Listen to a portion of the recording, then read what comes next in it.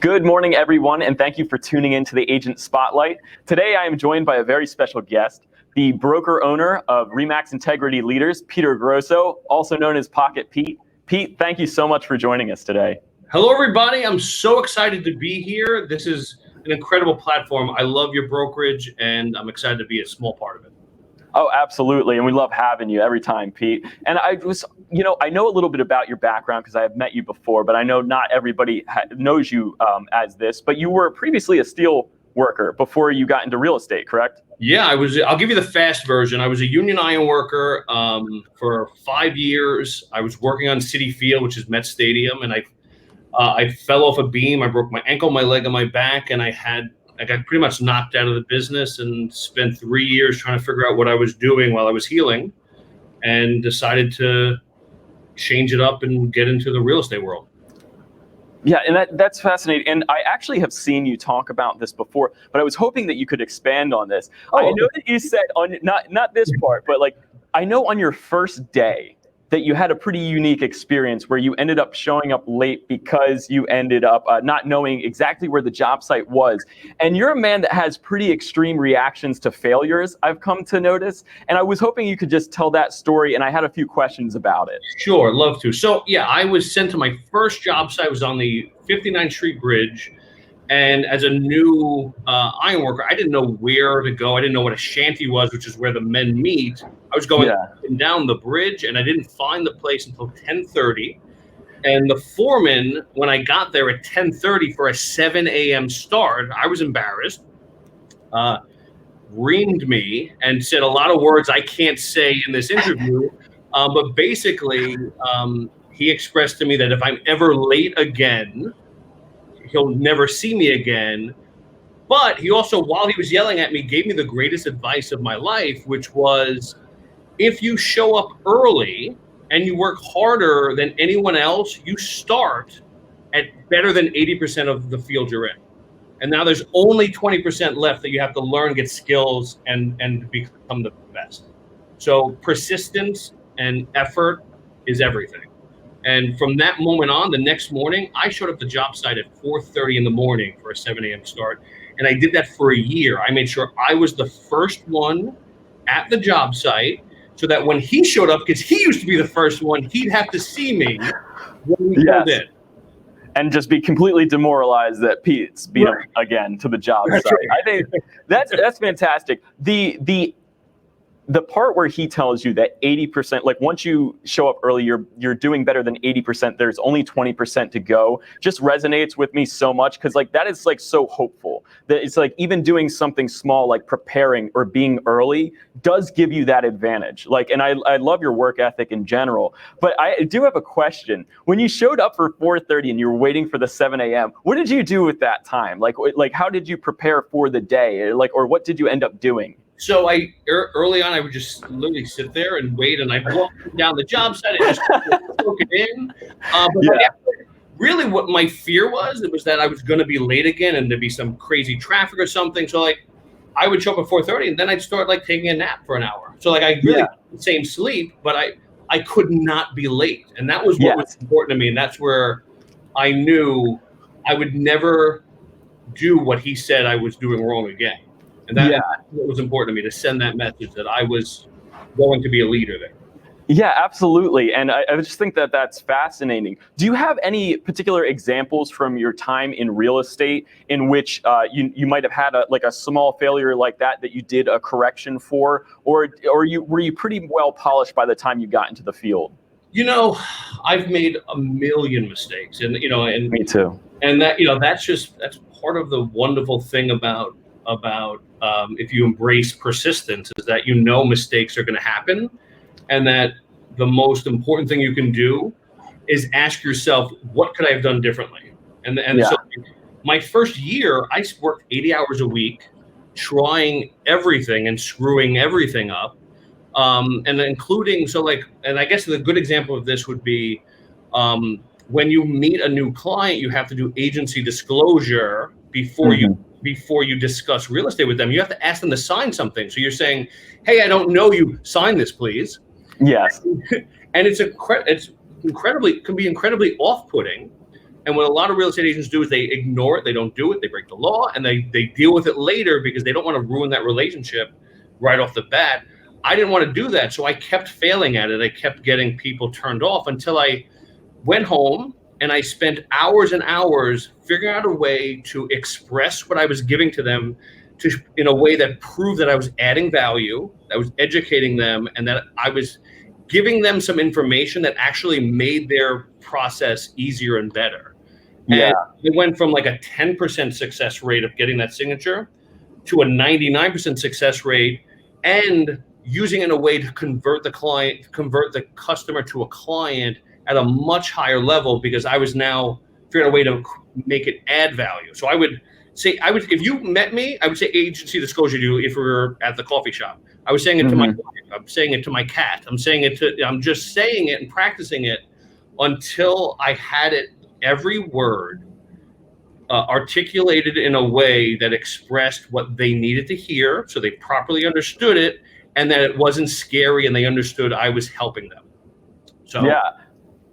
And I just think that's fascinating, because there's so many, sure, times in your life where, you see other people taking the easy way out and you're like, I could just do what the norm does, but that's just not your style. Like, you will, try and figure out, even if it's the right way to do it, you'll spend time to try and figure out the right way to do it. And as a result, it is now used as a way for you to build rapport, rather than being something that you're just afraid that the client won't have any rapport with you if you just give them this disclosure to begin with.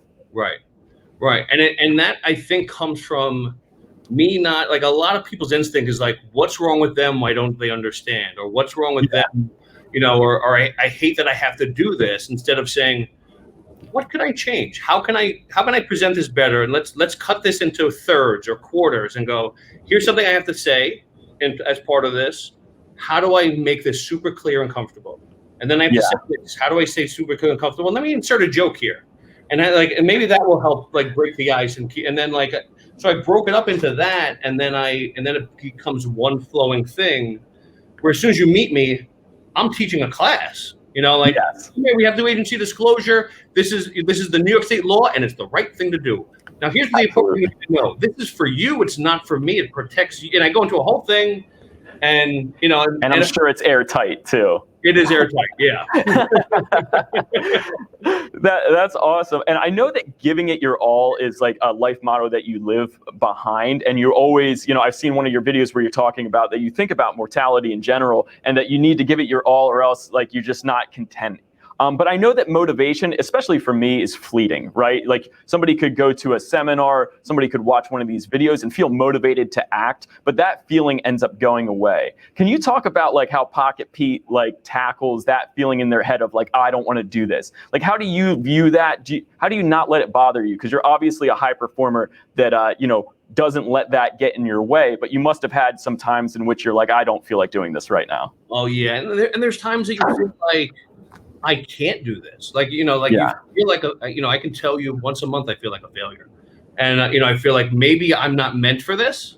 And then you got to brush yourself off and go, if I just push through, we'll get there, and I'll get better, and then it'll keep going. So, like, don't think just because I carry myself with a bit of a strut that I don't have those same fears that people have. But, part of my nature is embracing challenge. So that's just natural. Yeah. But I think what also helps me is I constantly listen to positivity, and I constantly listen for negativity and try to reject it and try to steer people away from it. And it doesn't hurt to, like, in the morning, I'll put on YouTube. And so, like, there's a 50-50 chance I'm listening to the Wu-Tang Clan or motivational video. I might be shaving to, somebody saying things that keep me positive, or the Wu-Tang Clan. So, so it helps to, like, just constantly, like, for yourself in the background, reinforce that, just to have those thought processes and hear other people's stories where they've had struggles. Everyone has struggles. Everyone has pain. It's just about, who's going to persist and who's going to accept that and just keep pushing forward. Yeah, no, and that's so true. You're right. Like it ends up being easier to operate in just life in general if you're surrounded by positivity, and listening to the Wu-Tang Clan obviously helps as well. And I think another important piece to that, especially for the newer agents watching, is that like Pete's also a very disciplined person. Like you get up at the same time like every day, and like you have certain tasks that you're going to be doing regardless of it. So I think that for people watching, developing that sense of discipline is what's going to take you through some of those times where you're a little bit in a lull, where you're not like, might not have the motivation that day, but you have to do it or else you're going to let yourself down. Yeah, and I think, what's important for me is I know how flawed I am. And I know like I'm a huge ADHD case. Like, so like it takes me to do paperwork or do like anything. I'm super creative, but to do paperwork and things like that takes me 3 times as long to do stuff like that. So I know I got to get up at 4:30 to get that stuff done because I can't concentrate if the world's coming at me. So like, Yes. I think knowing your flaws and knowing, where you need to adjust is really, really important. Yeah, for sure, for sure. And Pete, you're a strong leader in like multiple avenues of your life, right? You're a father, you're an agent, and you're a broker. Can you talk a little bit about maybe the skills in leadership that differ between being a broker versus an agent? What you see in really good agents and what you see in really good brokers? Sure. Yeah. Look, what I see in really good brokers is knowing that they can't. Like knowing that you have to give the systems and the guidance to people, but you can't do it for them. And that, that's something I had to learn early on is when I first became a broker. I not only wanted to hear the problems and guide them, but also like, let me do it, and that's something that I've learned. You have to create the house to help them get it done, but you have to let them do it, So I think the great brokers, like Carl, understand that, and they have the place and the system in place to house the best chance of success. So that's something I always strive to do is like fight that instinct to go, give it to me, I'll handle it, and be more about guiding people to do it. So and then when it comes to, and what was the other question? What makes a good agent? Maybe what I see a lot of different like top producers, they're still leaders within their own communities as well as their customers in general. Like I know that there's a difference in leadership skills between an agent and between like a broker. So like, I think you did describe the environment that you have to create for your agents to be a successful leader as a broker. Can you talk a little bit about like what leadership qualities you see in top producers and big agents alike? They embrace their community. They connect, and they're constantly networking, and they're doing it for the greater good. So like the people that have the most success, they know the most people, and they have the best relationships. And I think that's the most important thing is that you're thinking about. And I've always been lucky enough. I have a great sales business.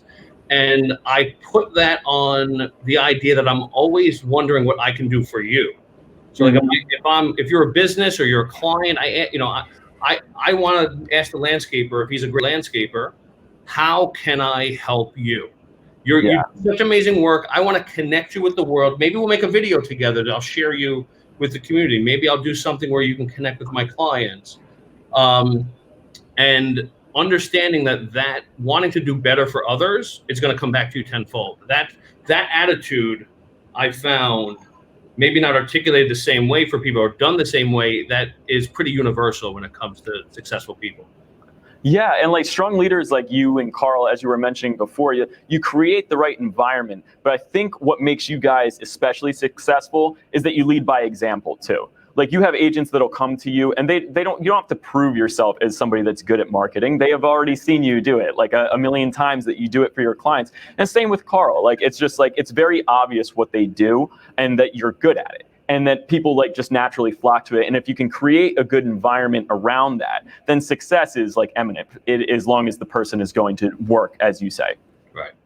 Absolutely. Yeah. And Pete, I got to give you a compliment. I told you this off air, but I wanted to bring it up again. Like, I think you're a marketing genius. Like, I think that your multimedia platform is like the best, and I see what you do, and I get inspired for it personally. I just also wanted to ask you, like, how do you develop that skill? Was that intuitive for you? Does that just naturally come easy, or do you have like influences that you follow that you get these kind of ideas from? I think it's something that I've been blessed with naturally. I've always had, like I said, I'm an ADHD case. I've been, that type of mind just like is constantly coming up with ideas and then forgetting them. And so, like if I just hold on to a few, they tend to work out. But I've always been someone who's been enthusiastic, I've been a bit of a self-promoter, but just didn't have a place to put it. It just when I finally had an opportunity to actually do it, I really enjoyed it, and it's working. Yeah, because it seems like real estate, just if you were thinking about it, be like, oh, this is the perfect place for somebody that is really good at personal branding, that wants to get themselves out there. Because I think in a world where, buyers and sellers alike have access to the internet. They're going through platforms like Zillow, Trulia, Realtor.com, and they don't know exactly what they want, or they know that they want a house, but they don't know who to use or something like that. That it's more important now than ever to have that personal branding. The agents that are going to survive long term need to build a personal brand, I believe. And like, can you give some advice for an agent that hasn't built out their brand yet? Like, how would you get started if you were starting from scratch? So I would ask yourself, and you don't have to answer this in the moment, but what is it about you that you should amplify?